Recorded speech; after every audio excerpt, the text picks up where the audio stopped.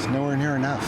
$25.68 is now the living wage in Metro Vancouver, which means a family would need to make that much an hour to cover the basics. That's according to Anastasia French, the provincial manager for Living Wage for Families BC, who teamed up with the Canadian Centre for Policy Alternatives for this 2023 update.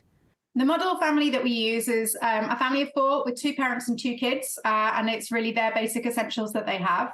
Even if me and my husband, we are working, still that's not enough for us to raise or live comfortably with that amount. French says the living wage would not suffice for a single parent, and the $25.68 hourly rate is on a bare-bones budget, not including savings for retirement, paying off debt, or vacations. You need double that to live here. I'm just a single person, so no child or anything.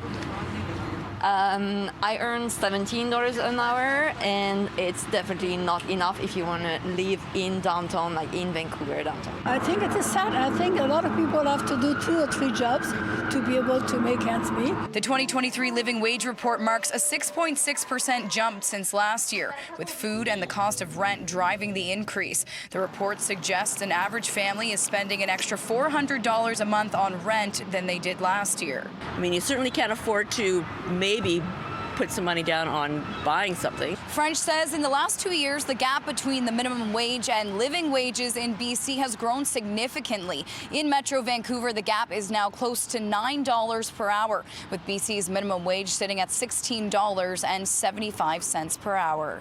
French says 400 employers across BC have committed to paying their employees a living wage. Joshua Millard is a private contractor who says he didn't want to start a business unless he could provide employees with enough to get by. He says it's not only the ethical thing to do, he also sees the results with his staff. The benefits we get from that are, loyalty, wanting to stick around, hard work, and just the quality of work that we find we get is superb because of that.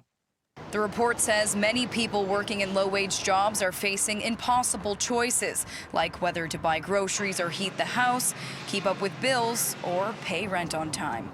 In Vancouver, Kate Walker, City News.